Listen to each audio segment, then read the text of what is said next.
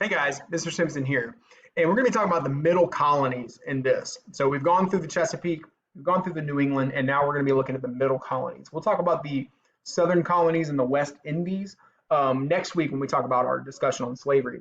But when we talk about the Middle Colonies, we're really talking about New York, Delaware, New Jersey, and Pennsylvania. And so they're founded around the same time period as the New England colonies, and I know you might be thinking, looking at this map, New York stretches all the way up. And so that's how New York looked at the time. And then we have Pennsylvania's here, and we have New Jersey. Sorry, there's like West and East New Jersey. It would eventually just become New Jersey.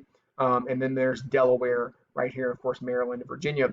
But if you notice, we can see this sort of trajectory where they're moving further and further west. Okay.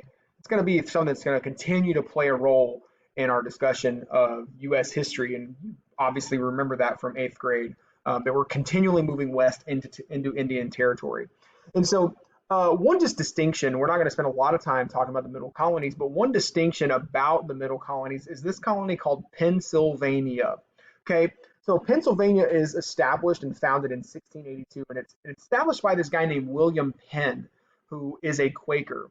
And Quakers are people who believe that that God's spirit would go over them so strongly that they would quake under God's presence, and so that's why the term becomes Quaker. What they were really known as is the Religious Society of Friends, and what made them different from Puritans is that Puritans believed a lot of similar things as you'd think of about Christianity, and Quakers did too. You know, Jesus, the Son of God, God the Father type things.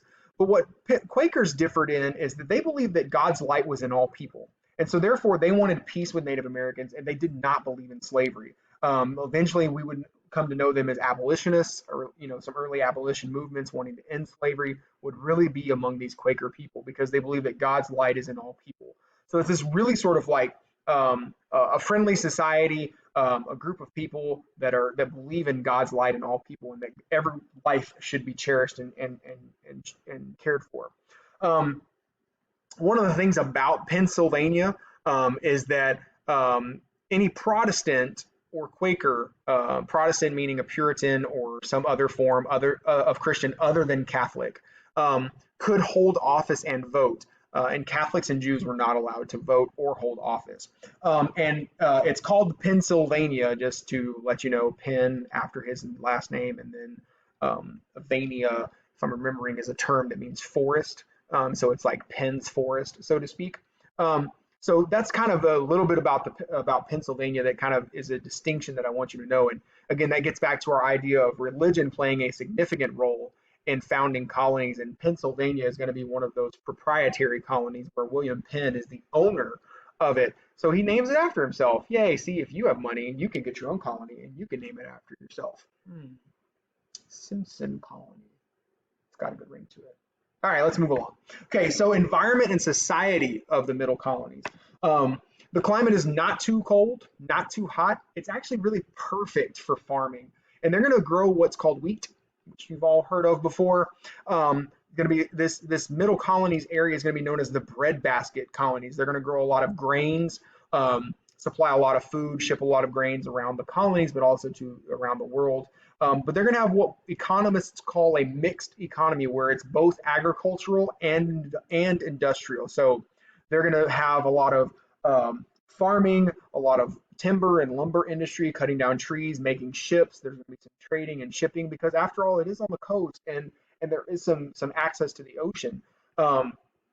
There's an even distribution of wealth. There's not too many poor people. There's not too many wealthy people. It's kind of this good sort of mix. So when you think of Middle Colonies, think of like the middle, that it's not too hot, not too cold. It's perfect for farming. There's not just agriculture. There's not just industry. There's both. There's not just wealthy people and just poor people. There's a mix. So it's kind of the Middle Colonies. And it's very ethnically diverse. And what we mean by ethnically diverse is it's a lot of different European cultures are represented. So it's going to be about 49% English, and 61% a mix of Dutch, German, Scotch-Irish, French, and few enslaved Africans. Again, at this time, in this early 1600s to middle 1600s, there's not a lot of enslaved African people in the British America at the time. That will significantly change in the latter half of the 1600s going into the 1700s when sugar production increases and moves into mainland North America, and slavery just explodes across British North America. And then moving into the 1800s as well. So that's a bit about the Middle Colonies. Not going to spend a lot of time, just to kind of drive home some of these ideas. And again, like any good historian, I cite my sources. As you can see here, we'll start practicing those when we get more in depth in writing essays. But I just want you to see that you got to cite your sources when we do papers and presentations and such like this. So that's it. Have a great day. These are our notes for the week. Chesapeake, the New England colonies, and the Middle Colonies. Make sure you pay attention to those keywords, and we will see you soon.